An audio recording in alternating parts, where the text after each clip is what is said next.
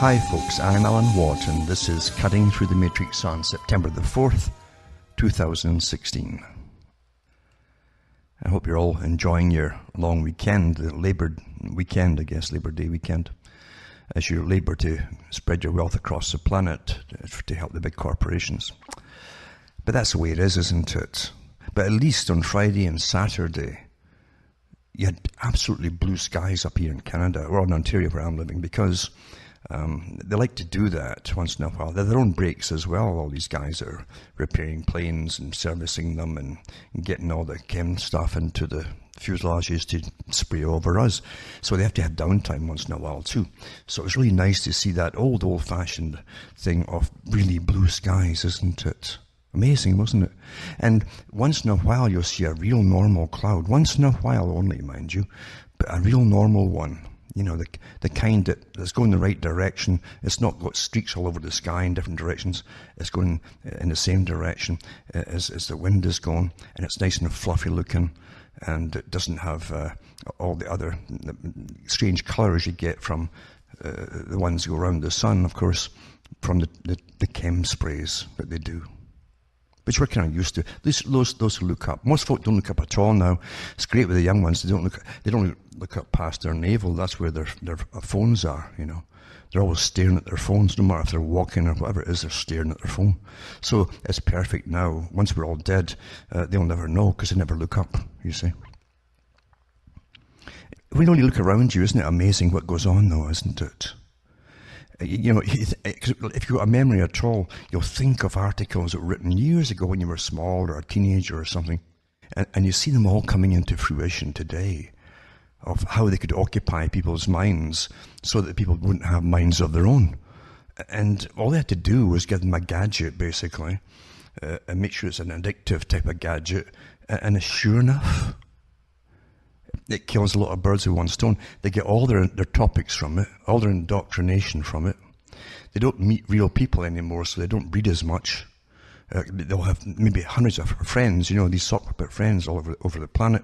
They never met any of them because they don't know if they're even real. But it's all done through that little instrument in their hand there, you see.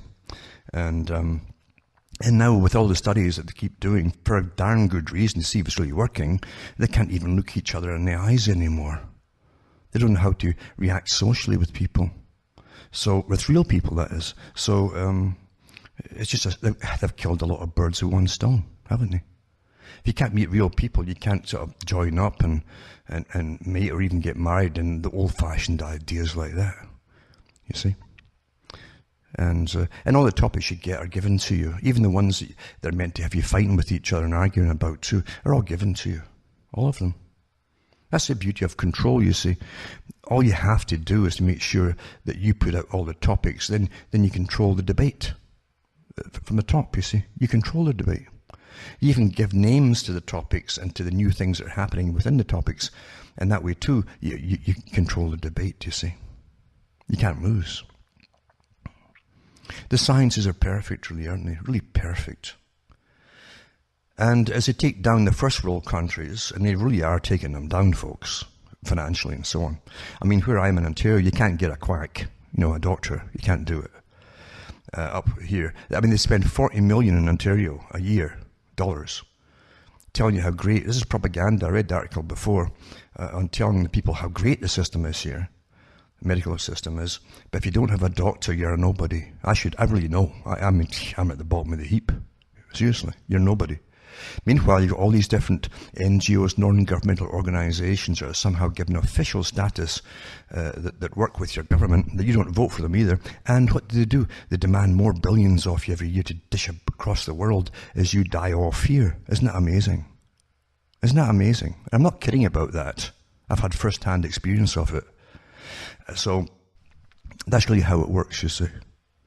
All the things they could do, they won't do, because it costs a bit of money, you see. But they can dish money across the whole planet, you see, and advertise it as a wonderful thing. To me, you feel really good about it as you die off here, dishing it out, you see, through your taxes.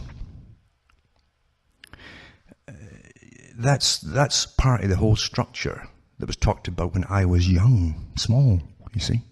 What they would do with this international global system, step by step, as they brought it in. I've gone through the whole history, and all the other, well, lots of them, put it this way, talk show hosts have grabbed a hold of this stuff. Some folk have put in their books and so on about the overseas economic development corporations and things that were set up under the United Nations with all the different countries at the end of World War II. And the other branch they work with is the IMF. So they get the money off your government, which is your tax money. They decide who they're going to give it to develop in whatever country. And it's generally a corporation, international, one of their buddies that sets up in a country for cheap labour. And we pay their wages and everything, and the building structures and everything else, even roads going in. And that's what we do. And then, of course, when the country that is put down is to pay the debt off, the recipient says they can't afford it, then we are also the guarantors, the citizens of the different country that dished out in the first place. It's a big racket. It's beautiful. Thousands and thousands and thousands of privileged families are living off of this awfully well. Awfully well, folks. They've learned the politically correct dictionary off by heart. That's all they spout out their mouths.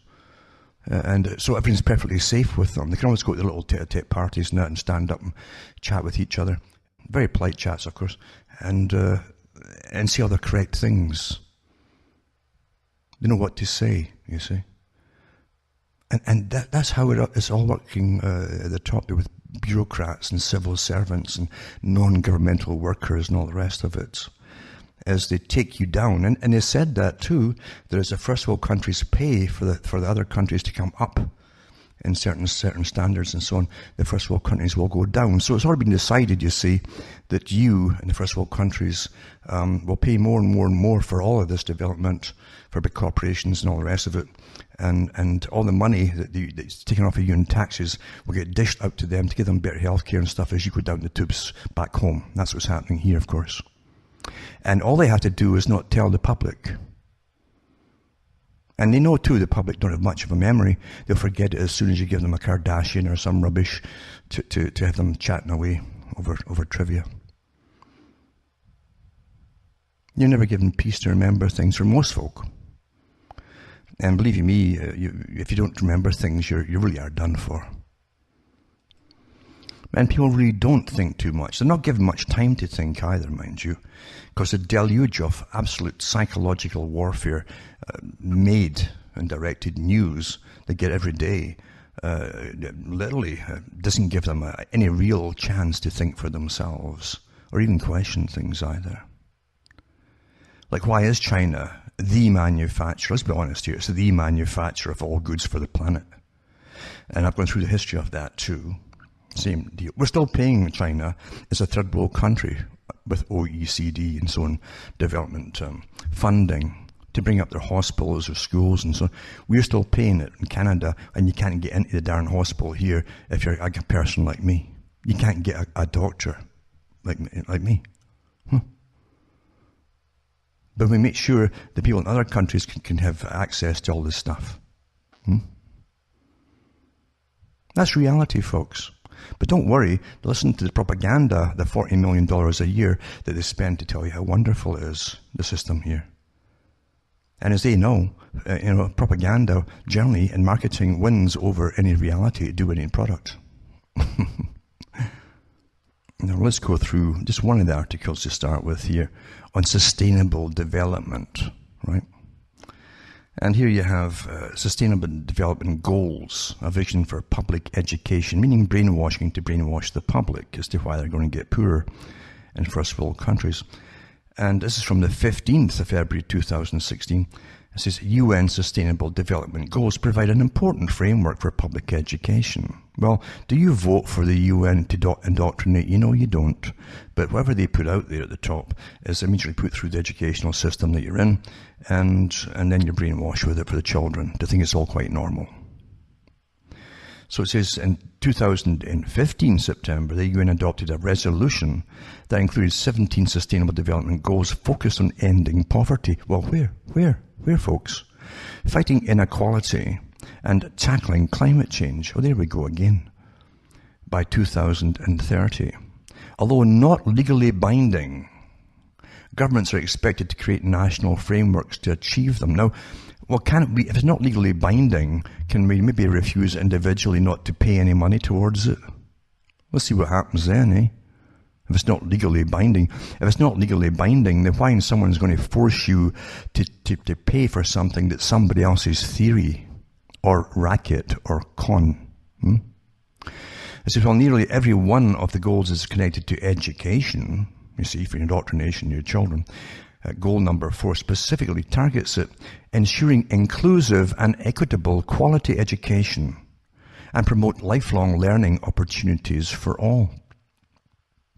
What rubbish is that?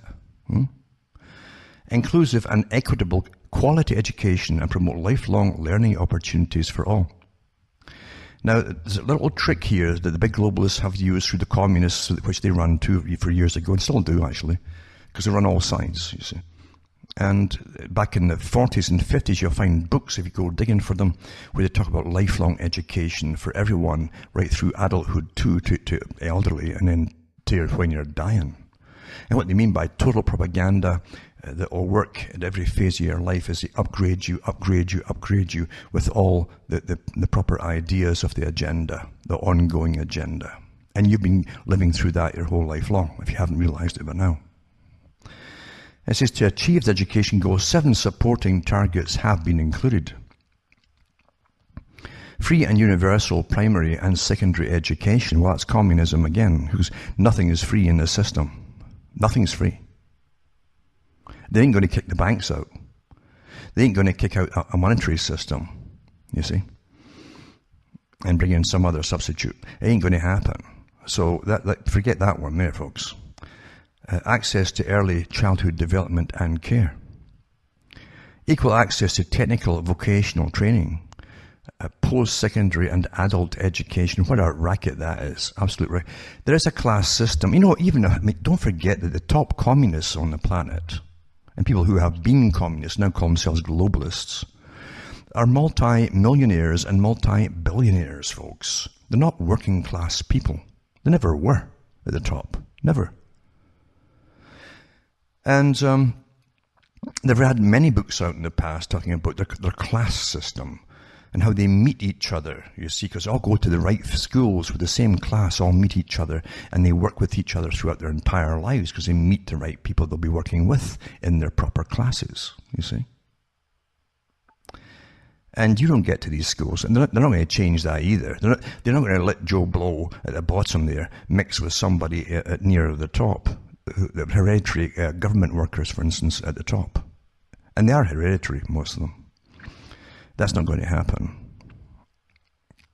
Access to early childhood development and care. What do you mean childhood? What is childhood development?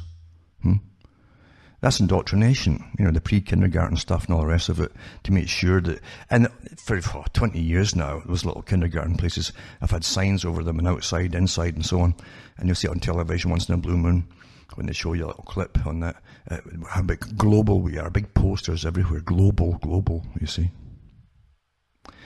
Equal access to technical vocational training and post-secondary and adult education. What a joke, as I say. Ain't going to happen. Remember what they've got too, in all of the systems which they have brought forth. This one group has included the Marxist system and the capitalist system and every other system, you see. And they own it all. As I say, number one, they always have a class system to make sure that the division of labour is worked out by them, you see, because they always know and work out in advance for the next 50 years we'll need an X amount of labour, actual labouring people, to do physical labour in a certain area. Then the other ones will work in the service and all the rest of it, and yada yada. Then all the intellectual ones that will sit at the top and make all the plans for the ones at the bottom and get bigger money, you see. Things like that. So if you were getting all the same education, they then would have a problem with division of labour and so on, you see. Even in the Soviet system, they had their special schools for all for the bureaucrats' children. Everybody who worked at the top for the state, they had special schools for them. And then skills for decent work. Well, define what decent work is. From whose point of view is decent work? And equality in education. I mean, equality of what? In education. Literacy and numeracy skills. Education for sustainable development, again, there you go, and global citizenship, there you go. In other words, total indoctrination propaganda. That's what it's all about, folks. And then it goes, get involved, you can join the Education We Want campaign, yada, yada, yada. Vote online for your top 3 priorities, and then donate now, and so on. So you see, as I say, everything out there, there's a mass, it's interesting on the internet to see the mass of websites and NGO organizations all working for this one big global system and getting massive funding from your tax money through your governments and the big foundations and so on, to push all this ahead. You see? Isn't that amazing? And you go and vote thinking you still, if somebody's going to get in that's going to change it all for you. You know, the one is going to get in. And then we have another article here, again, which is all, you know, Canada, I have to tell you, is at the top of the tree for political correctness in every way, shape and form. They believe in the socialist kind of wag the finger at anybody that says something that's politically incorrect or is not using the right terminology, or maybe they have an idea of their own, you see. That's really taboo. It doesn't matter how old they are, they wag their finger on the CBC radio and or television. They wag them at you, you know, and call you nasty names for having ideas or just speaking out about what you see, you know. Things like that. But I'll put an article up too, which goes into the same thing, you know, but globalization, etc., etc., etc. The Green Fund and blah, blah, an important tool for Quebec's sustainable development and all that stuff. The Green Fund, everyone's green, green, green. But also, of course, all the big banks, the big green banks, they call them, are just basically subcontracted out, or two, I should say, and owned by the big boys already exist. The same banks. And it says, over the past decade, 2 Liberal governments have implemented groundbreaking policies that present a coherent, integrated vision of an innovative and decarbonised society. Decarbonised society. And, of course, Quebec, being an internationalist kind of place, and it is, they used to call it Bohemian. A lot of folk would move into that place from different parts of the world, often communistic too, and they call it Bohemian, you see. So they're way ahead with pushing all this stuff through, you see. And again, that's supposed to push the rest of the provinces to then go along with the same thing. I'll put that in for those who care about it, this article here, and they can read this incredible rah propaganda thing. It's just quite something. And also, I'm going to put up another article called The Long-Term Free Haircut Plan for Savings and Sustainability. And it's about, of course, the money you can save by doing all the political correct things. That's what the whole article is about, really. And how much money they can save, but when you ride your bike to work and all that, and there's no emissions there. You know, that's what they say, no emissions. Even though if you're riding it to work and you got a fair bit to go, you'll sweat more, you see, and you probably need to eat more, get calories, which takes, you know, chemical fertilizers and that from the big chemical industries to fertilize it, which from the GMO boys and all that too, and you might get cancers faster eating all that stuff too, you see, and eating more of it, and so on and so on and so on. And then going about how they can save, they can get rid of the second car that they've got, and save on gas, and you know, that's petrol in Britain, and insurance and all that kind of stuff. And it's a win-win. Being poor and going poor, folks, is a win situation if you're pretty stinking rich to start with. And then this one, too, again, another PR thing. They bring them on board, and they're all getting paid for this rubbish, you see. The world is not as bad as we think, says a Harvard psychologist. That's his job, to tell us how wonderful it all is as we get poorer and sicker and all the rest of it. I'll put that one up too. They'll get paid for this. This brainwashing is everywhere you look. It really is. And then an article, 3 ways Canada can update its approach to global development. Now, it's all put out there as though this is a natural thing we're supposed to be doing. What is Canada?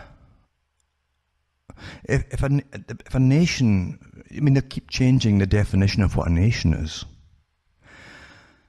And if a nation is something that's kept together by the taxes and the work of the people who inhabit it, so that they can go on living and living well, and so on, hopefully, or getting better and better, how can that happen if they start dishing money out to other countries to do it when they haven't reached the peak themselves? They never have. They never have across the board. It hasn't been done.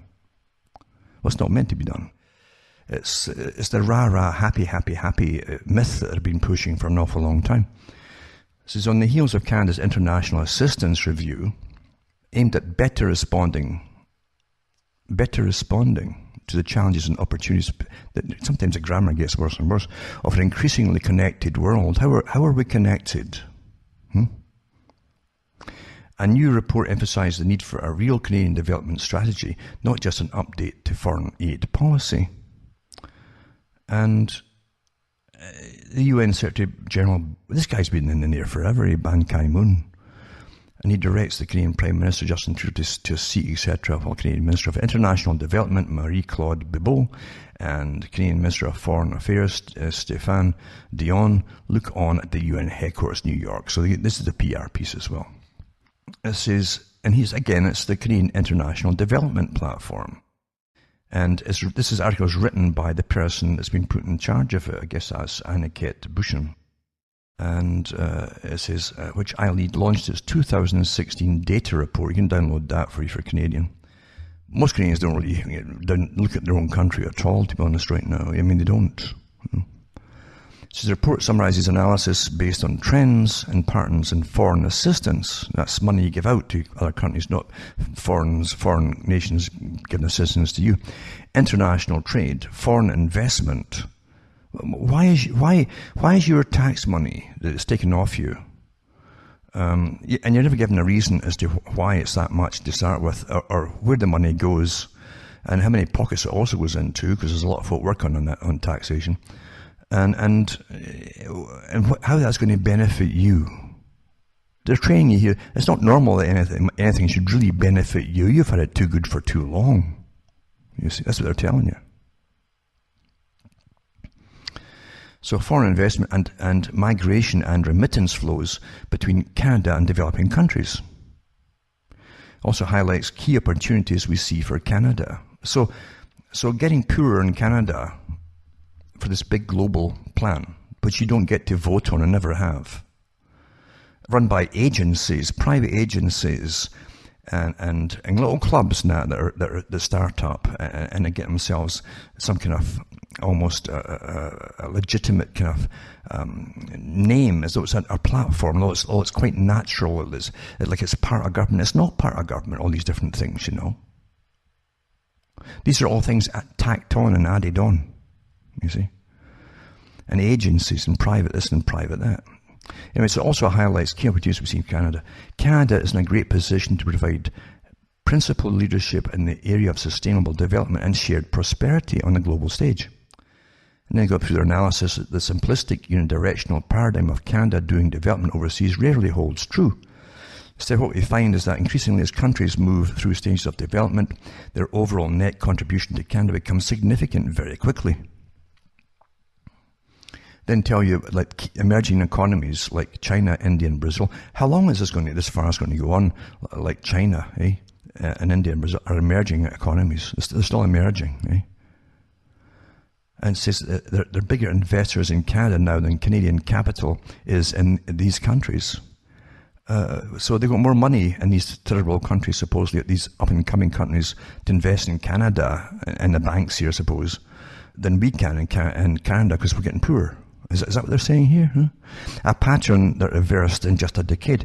The majority of foreign students come to Canadian universities from developing countries. That's because a lot of folk here in Canada can't afford to get in anymore.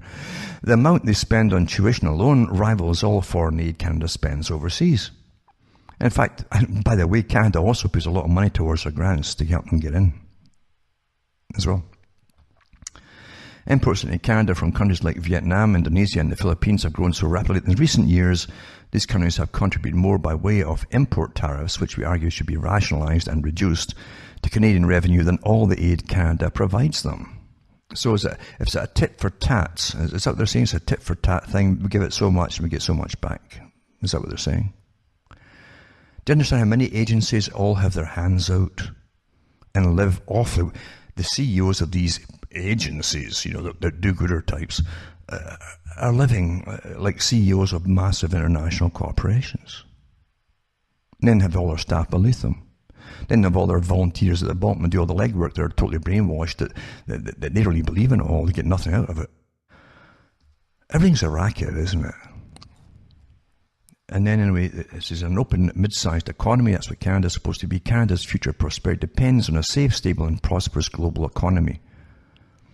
So the whole idea of Canada surviving and prosperity is for a prosperous global economy, even though we don't make anything anymore, that works for all countries and all sections of society. And well, that'll be another utopias, right? How many folk have they slaughtered down through the centuries on the name of utopias? And it's always been a lie. We're living under the biggest crooked regime the planet's ever seen. This global system. Massive crooked regime. Massive. Yeah. And it's complete. It's everywhere. And everything. It's everything you think about. It's been given to you by them.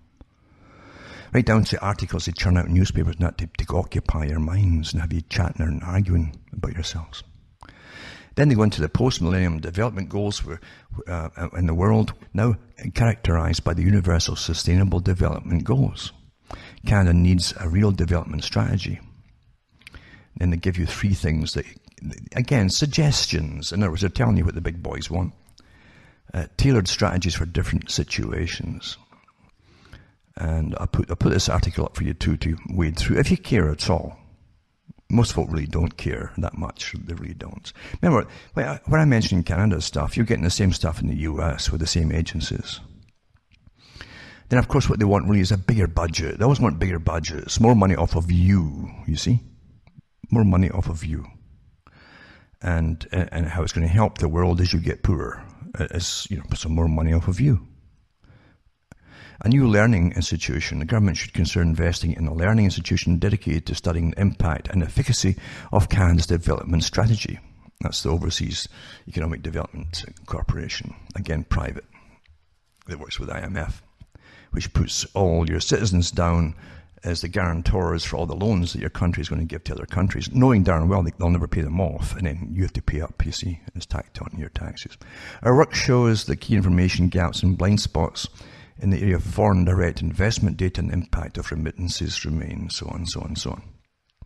So I'll put this up and let you see. Again, these are just a few of the things that make a lot of money off of you and help shape your mind and have big says in educational programs and things. And they're very active and making sure that even kindergartens adopt their little policies. They have little nursery rhymes and everything for indoctrination. That's an old trick, that one, of course. Then another one, too, about electric cars. And clean cars and clean diesel and clean this and clean that, you see. And as I say, these things are pretty well useless unless you live in the big cities. It doesn't matter anyway, because once the Millennium Agenda 21 program is complete, long before the end of the century, because it all has to be completed by the end of the century, the whole world global agenda, including how you're going to live, if you can live at all, or if they'll allow you to live, in fact, because that's all part of it, or indefinitely for about who can breed and who will not. All has to be done this century. The Agenda 21 meant that. The agenda for the 21st century. The whole century, don't be put off by 21, 30 and all this kind of stuff, yada yada. Anyway, this goes through it all, and they said in their Agenda 21 that you'll eventually have no private vehicles anyway. You'll all be living in the cramped, overcrowded cities like good little indoctrinated citizens. And there's many ways to get you there, especially if they start banning cars in rural areas. Where the electric ones won't put up with it. They can't do the long distances. They can't get through the snow the same way. Batteries get flat in very cold temperatures. And never mind the fact these electric ones too will need changes of batteries every 2 or 3 years, and that's like buying a brand new engine, the cost-wise. So I'll put this one up too for you to peruse if you really care what's coming down the pike. Most folk really don't think it'll happen to them. It's interesting. It's the same technique. It's the same psychology, isn't it? Of war. Young guys get they're after sex and stuff. That's really drives them. Sex, and the mating drive. You see, the mating program. It's a death. You got to just do it, sort of thing. It's genetic. Keep their species going. That's what it's all about. And they're busy. And it's been hypersexualized. They've been hypersexualized, male and female, at school for an awful long time, so that they're doing all that kind of stuff even before they're really, a lot of them before they're 12 years old. I've been reading articles recently about that. It's quite amazing what they've been pushing, and how it works on the young is working awfully well on them.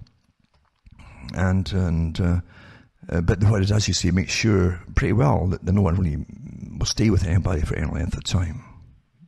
And if that happens, then you won't bond with somebody and you won't have children. So it works awfully well. That's what they wanted, you see. You're easy to manage when there's only one of, you're all divided up into ones. You see, you live in your little cubicle and you stare at that little phone or whatever you stare at, you're all staring at something in your little cubicle, and foreign faces all over the planet come in, and you don't know if they're even real, most of these folk, etc., etc. And that's your world. And you're easy to manage then. Easy to manage. H.G. Wells talked about it. A small tribe is a family. When you get a bunch of folk in the same area, then they're small families. You'll have a lot in common, then you're a bigger tribe. And when they get attacked by government, there's something unfair, you all stand up together. And Wells said that when you're all split up into your little ones, you see, there's no one to stand up for you when they come for you. It's already here. Quite something. Now I'm going to put this article up here too, and this is about the US must develop natural resource fund for future generations of coal workers, you see. So it's, again, they know darn well they're going to bring you on, for the big See, understand the world is run by everything you hear about globalization. It's all run by monopolies, the monopoly men, you see. And to be a monopoly man, you must have certain things in common with other monopoly men. That's the start. And then you must also understand the whole technique of eliminating all competition. Many ways to do it, often through bribing, so on. So governments will ban other corporations or companies from doing the same kind of business, or getting supplies even from certain places. That's how they do it, you see. It says US must develop natural resource fund as energy sources diversify, meaning when you're forced not to use coal, which is cheap and easy to use and so on, and keeps you alive, folks. It's proven it's worth it keeping you alive for quite a few centuries, believe you me. And it says, for future generations of coal workers. We move towards a greener economy. What do you mean greener economy? Huh? The coal industry is facing the impact. In the US and around the world, coal production is down due primarily to competition from other sources of energy. Now, it's down because it's been legislated out of existence by your own governments on behalf of the monopoly men. Now, what is this elite, for instance? And they'll try to tell you that it's a new elite that run it today, which is nonsense. Absolute rubbish, in fact. An awfully good thing to do is to go through, if you can, the histories of the genealogies of the big families that had things in the past, and you'll find out through marriage and so on, names will change.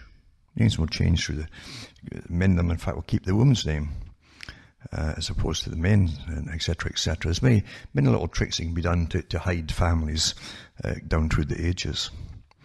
But there's an article here from 2011, and it was from the Atlantic, I think it was called, "The Rise of the New Global Elite," and it's awfully interesting.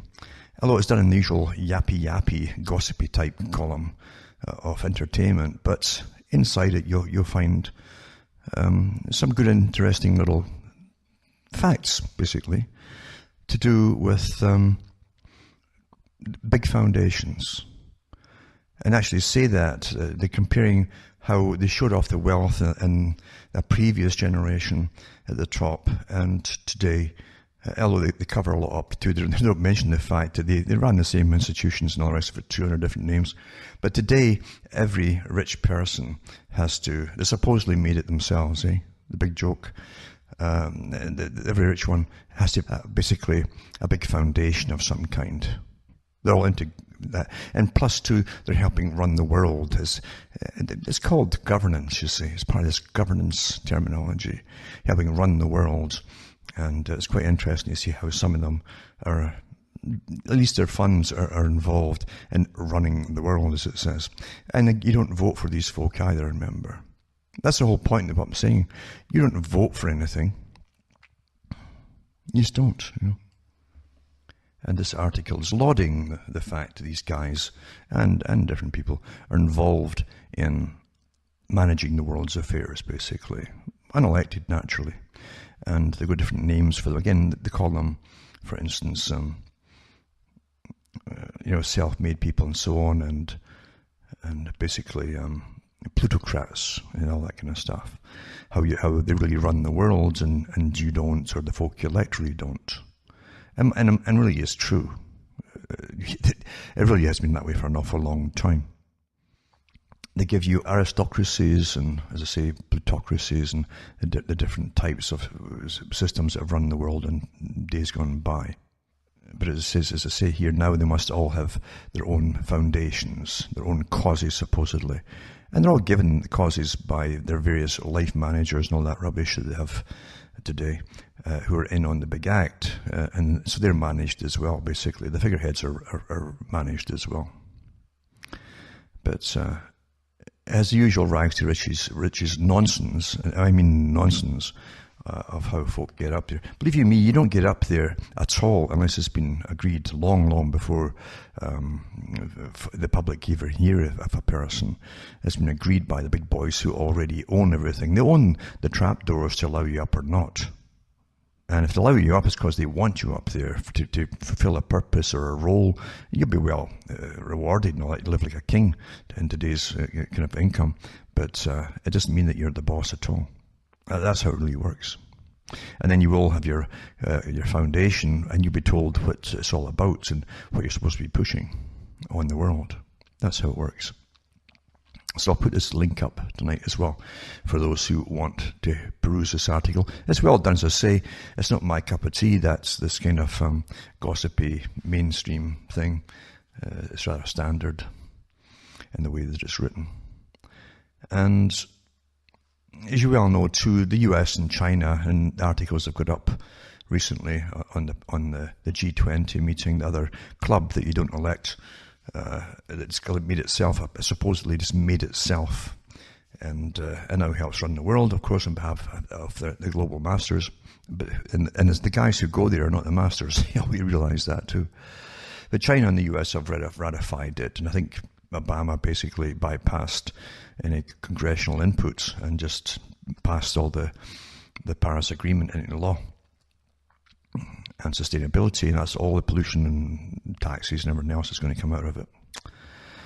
It says China announced on Saturday that it has ratified the emissions-cutting agreement reached last year in Paris, giving a big boost to efforts to bring the accord into effect by the end of the year. Now remember, China doesn't have to go along with all the different quotas and rates and 0% that has been forced upon you of carbon dioxide and so on and so on and so on, because they are still classed as a third world emerging nation. That's what they do under these free trade agreements. And plus two, of course, I think there's more multi-billionaires getting created in China than anywhere else in the world. So, but they still call them a third world country under the terms of the agreements. Also, one here too is G20 countries score poorly in the climate goals reports. And that socialism, as I mentioned before, always wag the finger at you. They're always training you to be a child in school, no matter how old you are. Your whole life long, you're going to be a child in school as they update everything, and you better follow in with it all and parrot what they tell you and do what they tell you to do. So it's a teacher-student kind of approach to everything. They don't talk to you like a human being or an adult. No, you're all children as they push this guilt complex on you for breathing and breathing out carbon dioxide. And which again is one of the smallest trace gases in the atmosphere, and it's invisible as well. So Global greenhouse gas emissions of G20 countries are continuing to increase, it says a report from Climate Transparency, an open global consortium. An open global consortium, it's a private business again, isn't it? Private.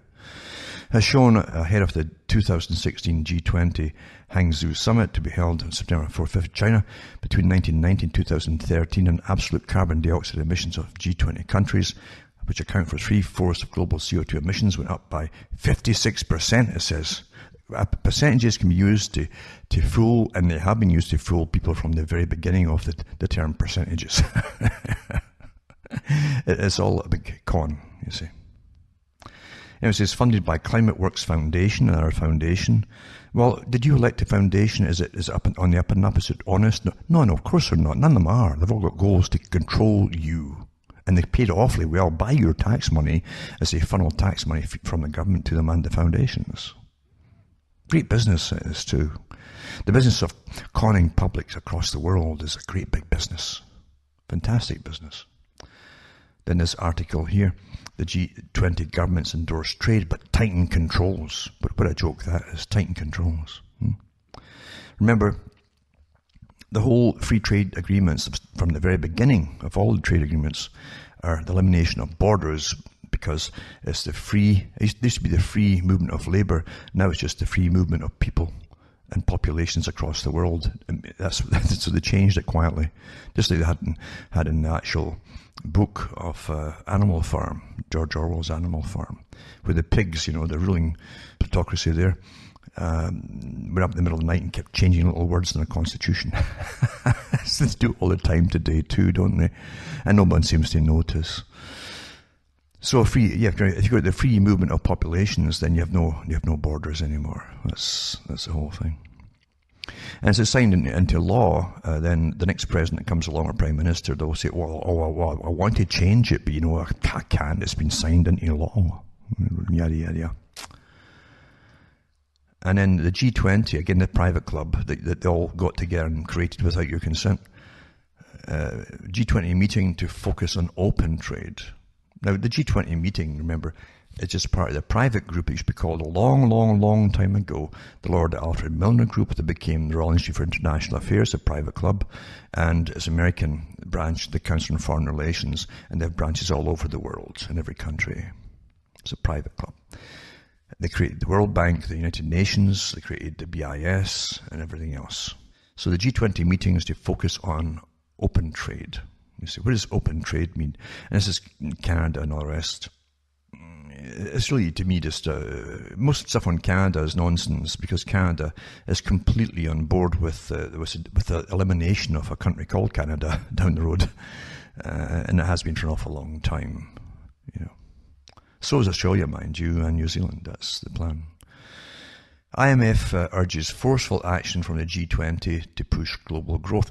Well, again, it's like the fox demanding from the other foxes, because the IMF is owned by the same bunch that creates and owns the G20. You see, it's the same group, same private club. Because the Lord Alfred Milner Group was a private club. They created the same private club called Royal Institute for International Affairs, and the Council on Foreign Relations, the other branch, as I say, which is also a private club.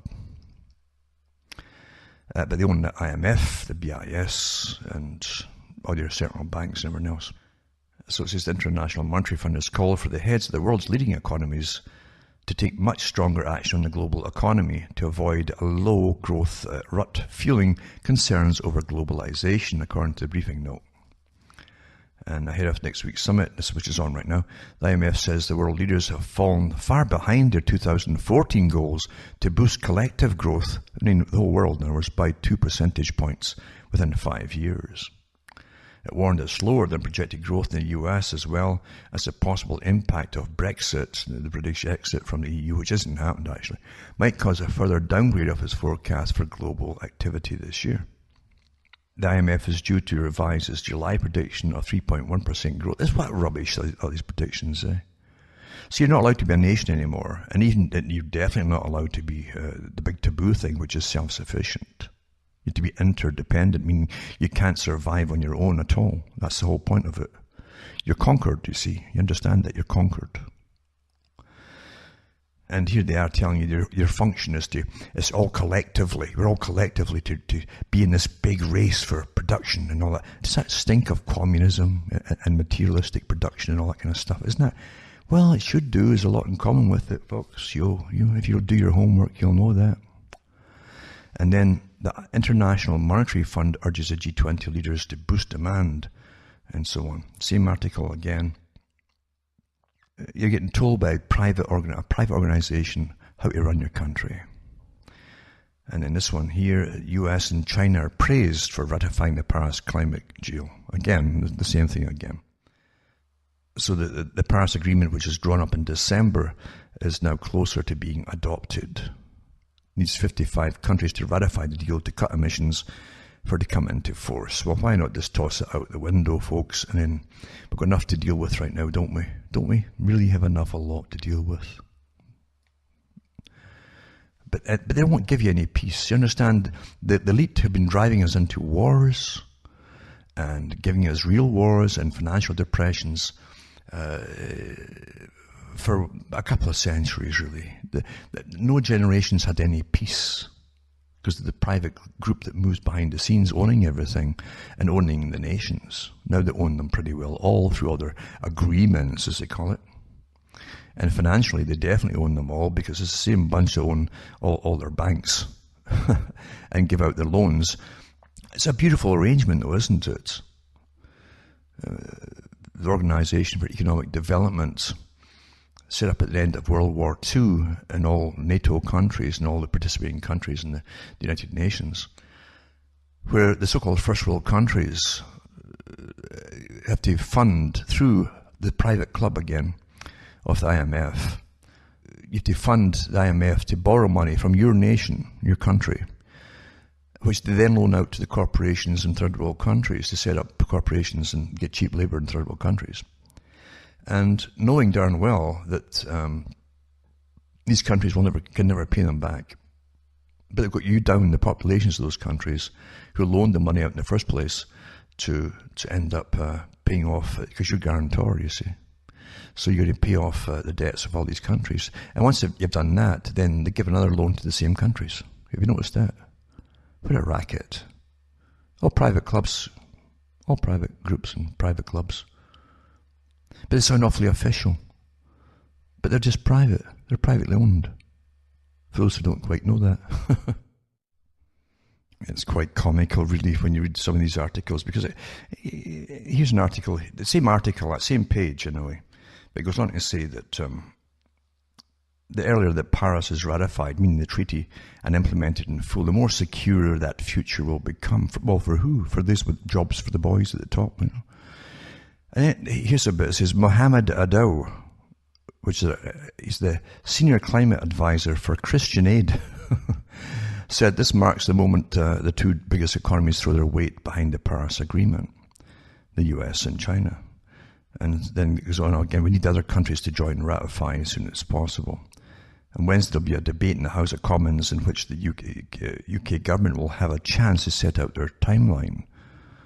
Now, these are all private organisations, right? Then you have another thing from World Wildlife Fund, the private con game there in Britain. And then you got which other ones here? Greenpeace, naturally, they're into everything. And remember, these are just, as far as I'm concerned, I'd give them no more credence. I'd give actually knitting clubs more credence because at least they're functional and they actually do work for a good purpose, like keeping you warm. But these characters here all live on big fat wages for socialite, meaning a socialist world. And socialism is just a front to be ruled by the tyrants at the top, folks, and be perpetual children.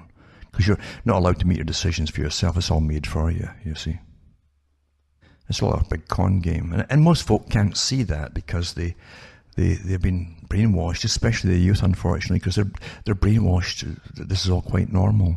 It exists in their time as they're growing up, and therefore it must all be normal. It must be kind of, Greenpeace is like up there with some kind of religion or God or something. They've always heard the terms, you know, and they think they're official. It's just quite something. It's quite something indeed.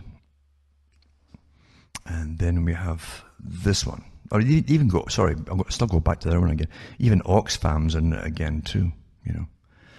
All these big, supposed charitable organizations that are totalitarian collectively are all on board with screwing you for every penny you make, you know, and so on.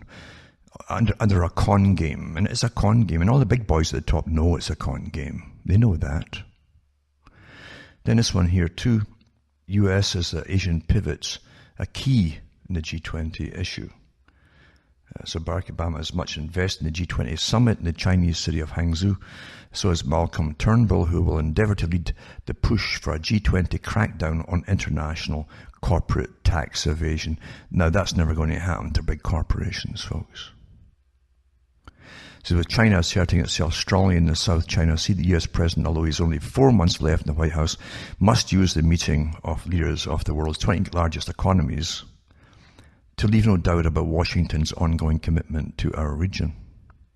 Tensions have arisen at a difficult time with both Hillary Clinton and Donald Trump declaring their determination not to pursue the Trans-Pacific Partnership. This is what should be an economic cornerstone of Washington's pivot to the region. Understand that all these organizations are all, really, they're all just arms of the same organization. You understand that? All the ones I'm mentioning are just arms of the same one organization. And they're going about Obama must pledge, and to his credit and so on, he has done so much for it, but they must do the rest, yada, yada, yada, yada, yada. It's just monotonous. Repetition, repetition, repetition. This is China, of course, which is hosting its first G20 Leaders Summit since the first such meeting in 2008, wants to stick to a largely economic agenda focused on trade, investment and sustainable development. This is leaders should recognize that inaction on tax avoidance is fueling disaffection amongst voters around the world. I wonder who votes.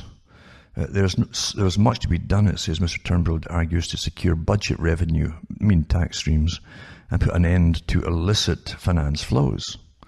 So the challenge is not only to strengthen international support for growth-generating economic reform, is to make the compelling case that the benefits of that growth are for the many, not for the few. Here we go again with the usual nonsense. As they promise you a utopia. A justice system that works and all that nonsense, eh? Really, how long do you live to get wind of what really is going on and how it works, etc.? And really, you can get pretty despairing at times too when you see nothing changes. Really, the same one agenda continues, and it's getting faster and faster, in fact, as they conquer more and more by their implementation of different stages of their system. In the old days, they had to use more tricks and be more subtle about the fact that, it's just to do with charity work across the seas, etc., and helping poor folk, and things that would terrify people too much. But they always had their goals set in stone, where they were going to go with all of this for their global governmental system, you see. Where even holding on to nations' names is just for a map reference, really, more than a people's reference. And that's pretty well here already for a good many countries. Yeah, and now you have this strange international body of unelected people telling you to work harder and give more money, etc., through your taxes to other countries. So it's more multi-billionaires going to be created supposedly in other countries. It's really, can you believe this? Why do you bother voting at all for the people you think you elect? Prime ministers and why do you bother, eh? When you've got all these organizations apparently telling them what to do. Organizations that are not elected. And you can't figure that much out, eh? And this one too is to do with corruption in the European Union, and I think that's global research, scandals in banking, fraud, and secretive TTIP negotiations. Says the EU has developed an internal single market through a standardized system of laws that apply in all member states. EU policies aim to ensure the free movement of people, goods and services and capital within the internal market, enact legislation in justice and home affairs, and maintain common policies on trade and regional development. For the corrupt, this type of geopolitical arrangement, still in its infancy, operating across the borders of so many nation-states on a single continent, is a godsend. It provides an opportunity to harmonise, join them together, and standardise practices in order to reduce risk and ensure even greater success of criminality paying off. It wasn't until February 2014 that the EU published its very first report on corruption and calculated that corruption was affecting all 28 nations within the bloc, amounting to 120 billion euros. Cecilia Malmström, the EU Commissioner for Home Affairs, stated at the time, member states have done a lot in recent years to fight corruption, but today's report shows that it's far from enough.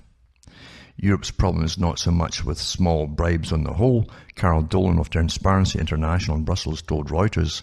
At the same time, it's with the ties between the political class and industry. It's just big bribes. There's been a failure to regulate politicians' conflicts of interest in dealing with business, he said. This is the rewards for favouring companies and allocating contracts or making changes to legislation are positions in the private sector where they have left office rather than a bribe. How true Dolan's words were, but still, they were only scratching the surface of the defeated reality.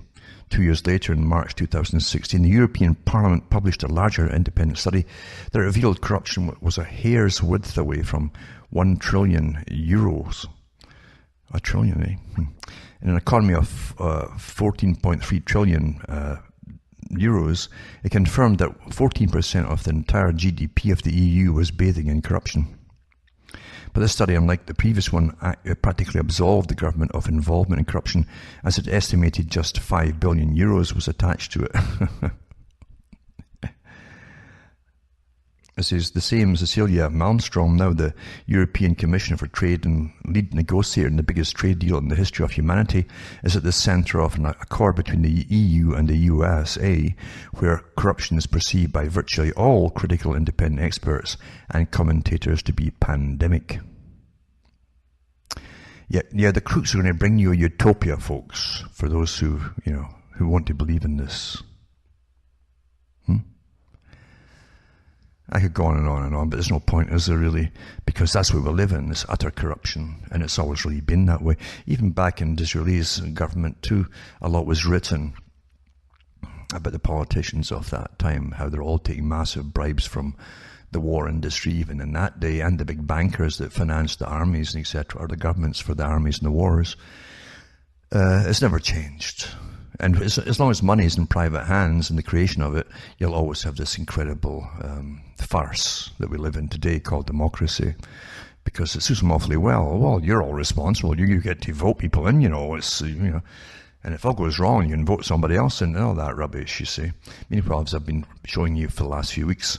You've got thousands of organisations all belonging to one organisation, but they all have different names, so they sound completely different, and slight variations of, it's like having 1,000 shades of the same colour, all supposedly telling governments what to do, and getting funded by our governments at the same time, along with big foundations, all privately owned.